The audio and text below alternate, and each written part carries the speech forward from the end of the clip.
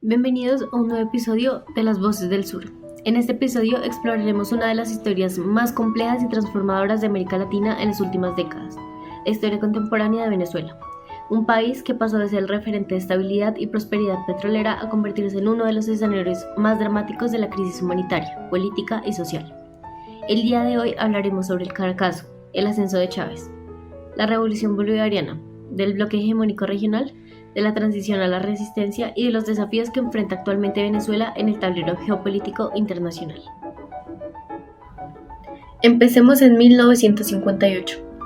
Ese año cayó la dictadura militar de Marcos Pérez Jiménez y se instauró en el país una democracia pactada mediante el Pacto de Punto Fijo. Este fue un acuerdo firmado por los partidos A de Acción Democrática, el COPEI, Comité de Organización Política Electoral Independiente, y la URD, la Unión Republicana Democrática. Todo esto bajo la promesa de respetar los resultados electorales y alternar en el poder. Durante las décadas de 1960, 70 y 80, Venezuela fue vista como una democracia estable en una región plagada de dictaduras. Sin embargo, esta estabilidad también era excluyente. El sistema bipartidista se volvió clientelar y cerró las puertas hacia nuevas fuerzas políticas. Al mismo tiempo, la economía se basaba casi que exclusivamente en el petróleo, generando una riqueza desigualmente distribuida. Para 1989, el presidente Carlos Andrés Pérez aplicó un paquete de medidas neoliberales impuestas por el Fondo Monetario Internacional. Entre ellas se encontraba el alza de los precios de la gasolina, el recorte del gasto social y la liberación económica. Claro, la reacción fue inmediata. El pueblo salió a protestar en Caracas y en otras ciudades. Fue el estallido del Caracazo. La represión fue brutal. Se calcula que murieron entre 300 y 3.000 personas. Y aunque el número real sigue siendo incierto, fue una masacre silenciada y una herida profunda en la memoria venezolana. El Caracazo fue el punto de quiebre del modelo puntofijista, un modelo que proponía la alternancia del poder. Fue un intento de lograr una transición a la democracia y asegurar la estabilidad del país con la participación de los principales partidos políticos, Acción Democrática, el Comité de Organización Política Electoral Independiente y la Unión Republicana Democrática. La democracia venezolana en su momento se consideró una democracia modelo, ofrecida como ejemplo a la región durante largos años. El pacto entre las principales fuerzas políticas implicaba un acuerdo para actuar conjunta y solidariamente en torno a aspectos como la defensa de la constitucionalidad y del derecho a gobernar según los resultados electorales. Se establecía que las fuerzas políticas que no resultaran victoriosas en las elecciones no podían contemplar el uso de la fuerza para cambiar dicho resultado. También se apelaba a la conformación de un gobierno de unidad nacional a partir de un gobierno de coalición, donde ninguno de los tres partidos podría tener total hegemonía en el gabinete ejecutivo.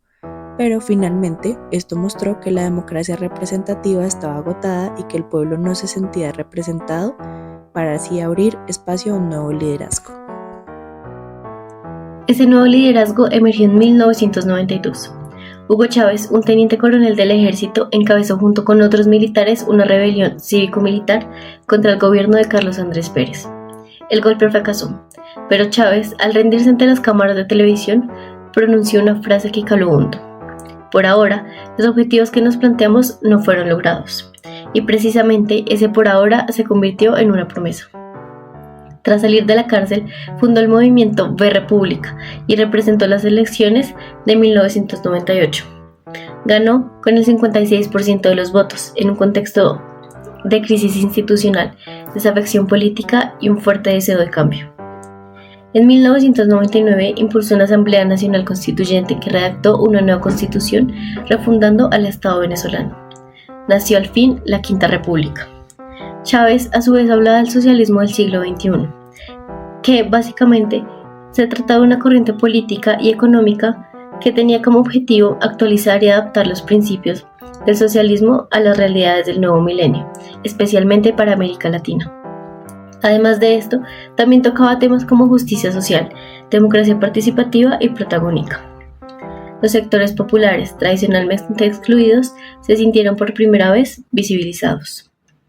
Gracias a los altos precios del petróleo se financiaron las misiones bolivarianas, sociales de salud, educación, alimentación y vivienda. Se crearon además consejos comunales y se apostó por una economía mucho más mixta, con una fuerte intervención estatal. Pero también se dieron pasos hacia la concentración del poder, el control del Tribunal Supremo, el debilitamiento del poder legislativo, el uso político de los medios públicos y la fuerte persecución hacia las voces críticas. En el 2002, un grupo de empresarios, militares, políticos opositores intentaron un golpe de Estado, secuestraron a Chávez y colocaron como presidente interino a Pedro Carmona, quien disolvió todos los poderes. Sin embargo, el golpe fracasó en 48 horas ante la presión de sectores militares leales y una fuerte movilización popular masiva. Este episodio consolidó a Chávez como un líder popular y reforzó el discurso antioligárquico y antiimperialista. Chávez fue una figura protagónica en el continente que nunca ocultó su intención de cambiar el mapa geopolítico latinoamericano con su revolución bolivariana. Contó con varios factores a su favor para impulsar su proyecto socialista regional, como por ejemplo un carisma peculiar, los millones provenientes del petróleo venezolano y un creciente descontento de los latinoamericanos tanto con las políticas económicas de los años 90 como los gobiernos estadounidenses, especialmente el de George Bush. Su proyecto político tuvo dos elementos fundamentales: el petróleo, porque la economía de Venezuela dependía de la exportación en crudo, y aprovechando el boom petrolero de 2003 a 2008, Chávez aumentó el porcentaje que se queda del Estado y destinó una porción importante de esa renta al gasto social. El otro elemento principal fue la figura de él mismo que creó y la capacidad de liderazgo con la que logró trastocar todos los vocabularios políticos hegemonizados por el neoliberalismo y consiguió otorgarle vitalidad a aquellas palabras de las izquierdas. Desde su contexto y particularidad venezolana se fortalecieron lenguajes emancipatorios de diversas tradiciones que la disolución del bloque soviético parecía haber enterrado. A nivel internacional, Chávez impulsó una democracia activa y alternativa. En 2004, junto con Fidel Castro, fundó el ALBA, la Alianza Bolivariana para los Pueblos de Nuestra América. Este bloque proponía una cooperación solidaria frente al modelo del libre comercio del ALCA, impulsado por Estados Unidos. Venezuela enviaba petróleo a los países del Caribe y de Centroamérica a unos precios preferenciales, y a cambio de esto recibía bienes y servicios. En 2008 se creó la UNASUR, la Unión de Naciones Suramericanas. Este fue un espacio para resolver conflictos regionales sin una intervención externa. Venezuela fue un clave actor junto con Brasil y Argentina. En el 2010 nació la CELAC, la Comunidad de los Estados Americanos y Caribeños, que claramente excluía a los países del norte como Estados Unidos y Canadá, y buscaba articular una voz propia para los países latinoamericanos. El Consejo de Defensa Suramericano fue otra apuesta por una arquitectura regional de seguridad que no dependiera precisamente del Pentágono. Estos proyectos consolidaron un bloque hegemónico progresista que incluyó a Bolivia, Ecuador, Nicaragua y Cuba, pero dependían de la estabilidad interna y del precio del petróleo. Cuando estos factores se debilitaron, también lo hizo el proyecto integrador.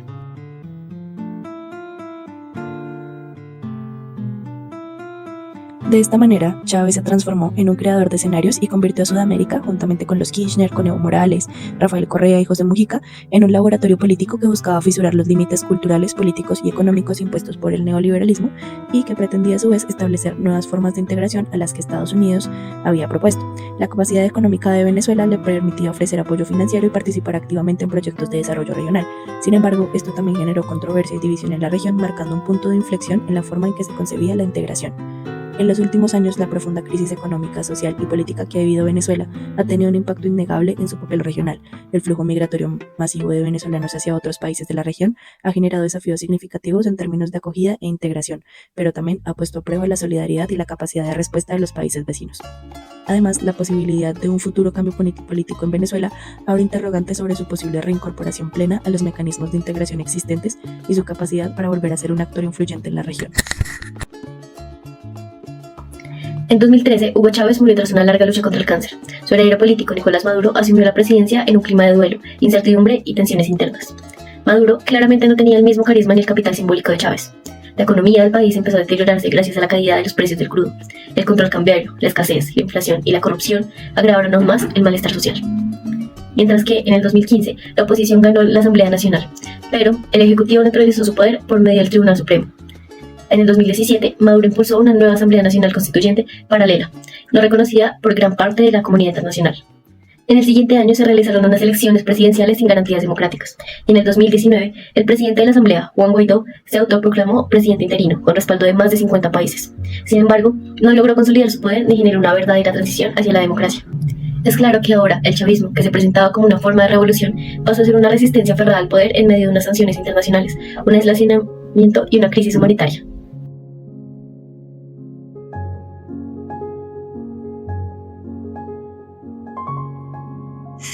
Porque, como menciona mi compañera Ana, a pesar de que se supiera que Maduro sería el siguiente en la línea como continuación de un proyecto político, se enfrentó a un contexto totalmente distinto al de Chávez por la caída de los precios del petróleo, la hiperinflación y el desabastecimiento. La polarización política se intensificó, con fuertes tensiones entre el gobierno y la oposición, lo que llevó a protestas masivas y a un aumento de la inestabilidad, esto sin mencionar las presuntas violaciones a los derechos humanos.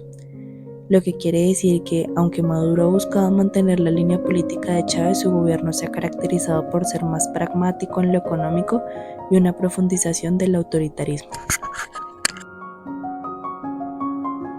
Hoy la sociedad venezolana es resiliente pero golpeada. Se estima que más de 7.7 millones de personas han migrado desde 2014, creando la mayor crisis migratoria del continente. La economía se ha dolarizado informalmente. Hay cierta reactivación comercial en sectores urbanos, pero con una altísima desigualdad. La pobreza extrema afecta a más del 50% de la población. El acceso a salud, agua, electricidad y gasolina sigue siendo precario en muchas regiones. Los desafíos son múltiples: reconstruir las instituciones democráticas, garantizar elecciones libres, atender la emergencia humanitaria, lograr una transición pacífica y restaurar el tejido social.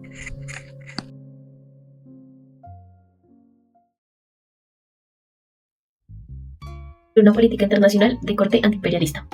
Este giro lo llevó a fortalecer vínculos estratégicos con potencias como China, Rusia e Irán, así como con los aliados ideológicos en América Latina, como Cuba, Bolivia y Nicaragua.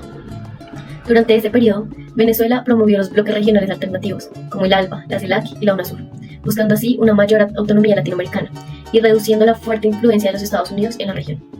Estas plataformas no solo sirvieron para aumentar la cooperación económica, política y social, sino también para consolidar un discurso político común entre los gobiernos afines. Sin embargo, con la profundización de la crisis económica, política y humanitaria durante el mandato de Nicolás Maduro, la posición internacional de Venezuela se debilitó. La comunidad internacional, en especial América Latina, Estados Unidos y Europa, cuestionaron fuertemente la legitimidad del gobierno y denunciaron las violaciones sistemáticas hacia los derechos humanos. Como se mencionó durante el episodio, en 2019, más de 50 países reconocieron al líder opositor Juan Guaidó como un presidente interino, marcando un punto bastante álgido del aislamiento diplomático. A pesar de esto, Venezuela ha mantenido el respaldo firme de países como Rusia, China e Irán, que le han proporcionado apoyo financiero, tecnológico y militar. Esta red de aliados ha sido fundamental para resistir las sanciones y sostener al régimen, aunque también ha generado una fuerte dependencia y una pérdida de autonomía. En los últimos años, el gobierno ha buscado recomponer los lazos diplomáticos, aprovechando el contexto de la crisis energética global y el interés de algunos países en el petróleo venezolano. Esto ha abierto ciertos canales de diálogo con Estados Unidos, la Unión Europea y otros actores que antes lo rechazaban. Hoy, Venezuela sigue siendo un actor con peso geopolítico por sus recursos, su ubicación y su historia reciente, pero su credibilidad internacional sigue en entredicho. Su retorno pleno a la comunidad internacional dependerá de sus avances claros en democracia, derechos humanos y la estabilidad institucional. Luego de hacer este breve recorrido, podríamos concluir que la crisis de Venezuela se transformó en un problema geopolítico, donde grandes potencias se disputan el control de los recursos que allí abundan, pero a un costo muy alto: el costo de la represión, el hambre y tener que huir del país en busca de un mejor futuro. Sin embargo, el pueblo de Venezuela no deja de ser resiliente y persistente ante las adversidades, aunque hay situaciones que nos dejan más preguntas que respuestas, porque, por ejemplo, ¿qué pasaría si efectivamente se diera el cambio a la democracia? ¿Cómo sería esa transición? Tal vez tener a Maduro y a sus aliados en la oposición pueda ser peor, aún no lo sabemos. Venezuela no es solo un país en crisis, es también un espejo de las contradicciones del continente, entre la riqueza y la desigualdad, la democracia y la exclusión, la frustración y la esperanza. Gracias por acompañarnos una vez más en este recorrido histórico y crítico. Nos escuchamos en el próximo episodio, en donde seguiremos explorando la realidad de nuestro continente.